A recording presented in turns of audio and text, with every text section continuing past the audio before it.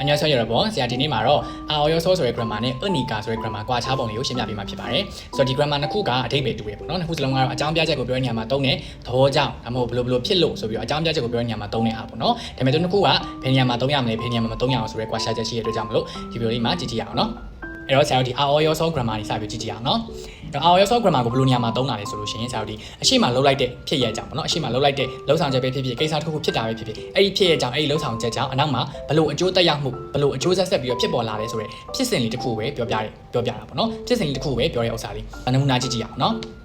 အဲ့တော့ဒီမှာ차가 너무 막혀서 학교에 늦었어요. အဲ့တော့ 학교에 늦었어요. တောင်းနောက်ကျသွားတယ်။ဘာဖြစ်လို့တောင်းနောက်ကျတာလဲ။ 차가 너무 막혀서 ကားတွေအရင်ပိတ်နေလို့အဲ့တော့တောင်းနောက်ကျရတဲ့အကြောင်းရင်းကကားပိတ်လို့တောင်းနောက်ကျတယ်ဆိုတော့ဒီလိုမျိုးအရှိကကားပိတ်တယ်ဆိုတဲ့လုပ်ငန်းစဉ်ကြောင့်တောင်းနောက်ကျတယ်ဆိုတဲ့အကျိုးဆက်ဆက်ပြီးဖြစ်တယ်ဆိုတဲ့အကျိုးဆက်ကိုပြောပြတဲ့နေရာမှာသုံးတယ်။또 볼게요. 그 식당에 사람이 너무 많아서 시간 많이 기다렸어요. အဲ့တော့ 그 식당에 사람이 너무 많아서 အဲ့ဒီစားတောက်ဆိုင်မှာလူတွေအရင်များလို့시간 많이 기다렸어요. အချိန်ကြီးအများကြီးစောင့်ခဲ့လိုက်ရတယ်။ဆိုတော့အချိန်ကြီးအများကြီးစောင့်ရတာကဘာကြောင့်လဲ။အချိန်ကြီးအများကြီးစောင့်လိုက်ရတယ်ဆိုတော့ဖြစ်လာတာကအရှိကစားတောက်ဆိုင်မှာလူတွေများနေလို့မာနာဆိုတဲ့အကြောင်းကြောင့်နောက်ကအကျိုးဆက်ဆက်ပြီးတော့ဖြစ်လာတယ်။또 겉옷을 두고 와서 너무 추워요.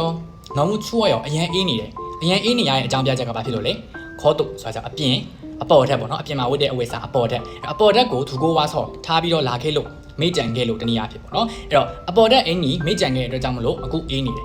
အဲ့တော့အင်ကြီးမေ့ကြံခဲ့တဲ့အတွက်ကြောင့်မလို့ဖြစ်လာတဲ့အကျိုးဆက်ကအရန်အေးတယ်ဆိုတော့ဖြစ်စဉ်ပေါ့နော်ဒီလိုမျိုးအရှိကဖြစ်တဲ့ဖြစ်ရကြောင့်ကိစ္စကြောင့်အနောက်မှာဘယ်လိုဆက်ဖြစ်လဲဆိုတော့အကြောင်းတရားကိုပြောပြတယ်အကျိုးဆက်ကိုပြောပြတယ်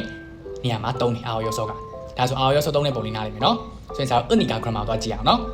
်ဟုတ်ပြီဆိုတော့ unica grammar ကကြတော့အရှိမလှုပ်လိုက်တဲ့လှုပ်ဆောင်ချက်ဖြစ်လိုက်တဲ့ဖြစ်ရတစ်ခုကြောင့်ပေါ့နော်အနောက်မှာဘယ်လိုဖြစ်လဲဆိုတော့ပြောပြမှာမဟုတ်ဘဲနဲ့ဘာတွေဆက်ပြီးလှုပ်ရမလဲဘယ်လိုဆက်ပြီးလှုပ်တင်လဲဆိုရဲနောက်ကဆက်ပြီးလှုပ်ရမယ့် action ကိုပါပြောမယ်ပေါ့နော်အဲ့တော့ဒီလိုဖြစ်တာကြောင့်ဒါလေးလှုပ်ကြည့်ပါဒါကိုမလှုပ်ပါနဲ့စသဖြင့်ပေါ့နော်အကြံပြုတယ်တိုက်တွန်းတယ်ညှိနှိုင်းတယ်တားမြစ်တယ်စသဖြင့်ဒီလိုမျိုးပြောတဲ့နေရာမှာသုံးတယ်နောက်ကအဲ့လိုစာကြောင်းတွေလိုက်ပေးရမယ်ပေါ့နော်그럼 예문 볼게요. 차가 너무 막히니까 택시로 갈아타세요. အဲ့တော့ကားတွေအရင်ပိတ်နေလို့ 택시로 갈아타세요. အဲ့ဆောနာအတိုင်းပဲဆိုကားပိတ်တာချင်းအတူတူပဲအခုကျတော့ဘာဖြစ်မှာလဲtaxi ပြောင်းပြီးတော့စီးရမယ်အဲ့တော့ပြောင်းပြီးတော့လုပ်ရမယ်ဒီလိုဖြစ်နေတဲ့အတွက်ကြောင့်ဒီကိစ္စကိုလုပ်ရမယ် action တစ်ခုကိုထည့်ပြီးပြောလိုက်တယ်또 볼게요. 그 식당에 사람이 너무 많으니까 다른 식당으로 갑시다. အဲ့တော့ဒီစားတောက်ဆိုင်မှာလူတွေအများများတာကြောင့်နောက်ကဘာ action လိုက်ပြီးလုပ်ရမလဲတခြားစားတောက်ဆိုင်ကိုတွားကြရအောင်တခြားနေရာကိုတွားကြရအောင်ဆိုပြီးတော့မှညှိနှိုင်းပြီးပြောလိုက်တယ်ညှိနှိုင်းလိုက်တဲ့ action လေးပါရမယ်နောက်တစ်ခုကကြတော့ 겉옷을 두고 왔으니까 밖에 나가지 마세요. 너무 추워요. အရန်အေးတယ်အပြင်ကိုမထွက်ပါနဲ့တားမြစ်လိုက်တယ်ဘာဖြစ်လို့လဲအပေါ်တဲ့အင်ကြီးမပါဘူးအပေါ်တဲ့အင်ကြီးကိုထားခဲ့လို့မေ့ကြံခဲ့လို့နောက်ကဘာလုပ်ရမယ်ဘာမလုပ်ပါနဲ့ဆိုရဲမလုပ်ရမယ့် action မှာထည့်ပြီးပြောရမယ်ဘာကဲနာကကြီးမဆဲရောအပြင်ကိုမထွက်ပါနဲ့ဆိုပြီးတော့မှမလုပ်ပါနဲ့ဆိုပြီးတော့တားမြစ်လိုက်တဲ့ action လေးပါရမယ်เนาะအဲ့တော့ဒီ unica grammar ကိုသုံးရင်နောက်ကဘာလုပ်ပါဆိုပြီးတော့မှ like လုပ်တဲ့ like ပြောတဲ့ action တစ်ခုပါပေးရမယ်ဒါဆိုနှစ်ခုရဲ့ကွာခြားချက်လေးကိုသိပြီเนาะအဲ့တော့အရှိကAOYOSOဆိုကြပါဖြစ်လေဒီဟာကြောင့်ဒီလိုဖြစ်တယ်ဆိုရဲဖြစ်စဉ်လေးကိုပြောလိုက်တာunica grammar ကြောင့်အနောက်မှာဘာလုပ်ရမယ်ဘာလုပ်ကြရအောင်ဘာမလုပ်ပါနဲ့ဆိုပြီးတော့မှသူ့ကိုလိုက်ပြီးတော့မှလုပ်ရမယ် action ပါရမယ်ပေါ့နော်ဟုတ်ပြီအဲ့ဆိုဒါဆိုဆရာတို့ဒီအတူတူသုံးတဲ့ဟာလေး structure လေးတစ်ချက်ကြည့်ကြည့်အောင်နော်ဆရာတို့ဒီ AOYOSO ကိုသုံးတဲ့အခါမှာဘာနဲ့တွေ့သုံးနေကြည့်ကြည့်အောင်အဲ့တော့ verb သုံးလို့ရတယ် adjective သုံးလို့ရတယ် noun ဆိုလို့ရှိရင်အသက်ပိုင်း e တလုံးခံပြီးသုံးပြရမယ် AOYOSO သူ့ရဲ့ structure တော့ဆရာသိထားပြီးတိုင်းပဲဟုတ်လား a နဲ့ o နဲ့ a ရ o ဆိုရင်ဆော့ကပ်ပေးရမယ်ဒါရောဘုံတို့တည်ပြီးသားပဲပေါ့နော်ဟုတ်ပြီအဲ့လိုမျိုးသုံးလို့ရတယ်တတိထားမှာတစ်ခုကဘာလဲဆိုလို့ရှိရင် past tense grammar future grammar နဲ့တွဲသုံးလို့မရဘူးဒါကAOYOSOရဲ့ထူခြားချက် past tense grammar future grammar နဲ့တိတ်လုံးဝသုံးလို့မရဘူးပေါ့နော် future grammar တော့တိတ်ပြီးမတွေ့နိုင်ဘူးဆိုပေမဲ့past tense grammar နဲ့တော့တွဲသုံးတာအမှားများကြတဲ့အကြောင်းသားကြီးအဲ့ဆိုဆရာဘယ်လိုမှားလဲဆိုတာကြည့်ကြည့်အောင်နော်အဲ့တော့어제 매운 음식을 많이 먹어서 지금 배가 너무 아파요အဲ့တော့어제သုံးတဲ့အတွက်ကြောင့်မလို့မနေ့က 많이 먹어서 မှန်တာပဲလေမနေ့ကအများကြီးစားခဲ့တဲ့အတွက်ကြောင့်အခုဘိုက်အရင်နာတယ်ဒါပေမဲ့ဒီAOYOSOရဲ့ grammar ရဲ့ထူးခြားချက်ကကြတော့ဒီလိုမျိုးသူ့ကို past tense နဲ့တွဲမသုံးဘူးပြောချင်လို့ရှိရင် 먹어서 ပဲပြောရမယ်ဘာသာပြန်လို့ရှိရင်တော့ခဲ့လို့ပြောလို့ရတယ်ရေးတဲ့အခါမှာတော့ past tense ကြီးထည့်ပြီးတော့ရေးလို့မရဘူးဒါသူ့ရဲ့AOYOSOရဲ့ထူးခြားချက်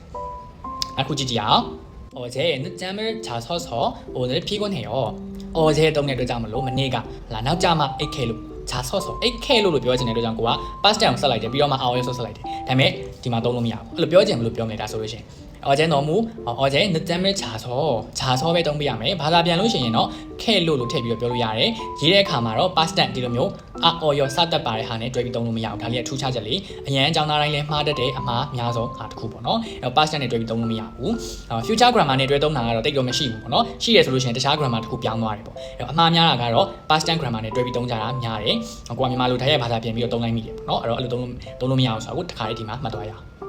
ဒါက AOYOSO grammar ကိုတုံးတဲ့သူ့ရဲ့ structure သူ့ရဲ့သတိထားရမယ့်အချက်လေးပေါ့နော်ဒါဆိုလို့ရှိရင် unica grammar ကိုတွားရအောင်နော်နဲ unica grammar တုံးတဲ့ structure လေးကိုကြည့်ကြည့်အောင်သူလည်းအတူတူပဲ verb တုံးလို့ရတယ် adjective တုံးလို့ရတယ် noun ဒီတစ်လုံးခံမိရမယ်အသက်ပိုင်း unica အသက်ပိုင်း nica လို့မျိုးဆက်ပြရမယ်နော်အဲ့တော့လွယ်လေးပဲစာကြည့်ကြည့်အောင် mogta ဆို mogonica စားလို့아프다ဆိုရင် 아프니까နာကျင်လို့ 늦었으니까 နောက်ကျသွားလို့နောက်ကျခဲ့လို့နောက်ကျသွားလို့သူကကြောက်ဒီမှာဆို past tense သုံးလို့ရတယ် past tense နဲ့ဟလာအသက်ပါပုံစံအနိကာနဲ့တွဲသုံးနေရသူကကြောက်အော်ရောဆိုလို့မျိုးမဟုတ်ဘူးပေါ့နော်တခုချင်းစီရဲ့ထူးခြားချက်ကတော့အဲ့လိုရှိတယ်နှစ်ခုကအဓိပ္ပာယ်တူပဲဆိုပေမဲ့တခုချင်းစီမှာတော့ထူးခြားချက်လေးရှိတယ်ပေါ့နော်အဲ့တော့သူ့မှာတစ်ခါစားထပ်ပြီးမှတ်ရမှာဘာလဲဆိုလို့ရှိရင်တိုက်တွန်းနဲ့နှိုးဆော်တဲ့ညှိနှိုင်းတဲ့အကြံပေးတယ်အဲ့ဒီတရားတွေဖြစ်တဲ့ဘာတွေလဲအနောက်မှာအဆယ်ရောလောက်ပါအရှစ်ဖြို့လောက်ပါအချီတာလောက်ကြရအောင်ညှိနှိုင်းတယ်ဂျီမိုင်းတာမလုံးနဲ့တားမြစ်တယ်နင်းငယ်ကျွတ်တာဒီလိုလောက်တာကောင်းတယ်ဆိုပြီးတော့မှ action တစ်ခုခုကိုလုပ်ဖို့အတွက်မလုပ်ဖို့အတွက်တိုင်ပင်နဲ့ညှိနှိုင်းနဲ့တားမြစ်တဲ့အကြံပေးတဲ့စတဲ့ဒီလို grammar အကုန်လုံးပြောပြီးတော့သုံးလို့ရတယ်အနောက်မှာ unica သုံးပြီးလို့ရှိရင်အဲ့ဒီစာကြောင်းလေးအဲ့ဒီ grammar လေးလိုက်ပြီးတော့သုံးပေးရမယ်ဒါကသူ့ရဲ့ unica အနောက်မှာကျွန်တော်မှတ်ရမယ် grammar ဒါဆိုရင်တော့ Europe တို့ဒီ AOYOSO grammar နဲ့ unica grammar ရဲ့ကွာခြားပုံလေးကိုနားလည်သွားမယ်လို့ထင်ပါတယ်မေးစရာရှိလို့ရှိရင်မေးချင်တာရှိလို့ရှိရင်လည်း comment မှာဒါမှမဟုတ် chat box မှာအချိန်ပေးလာပြီးမေးမြန်းလို့ရပါတယ်네 그럼 다음 영상에서 만나겠습니다 여러분 안녕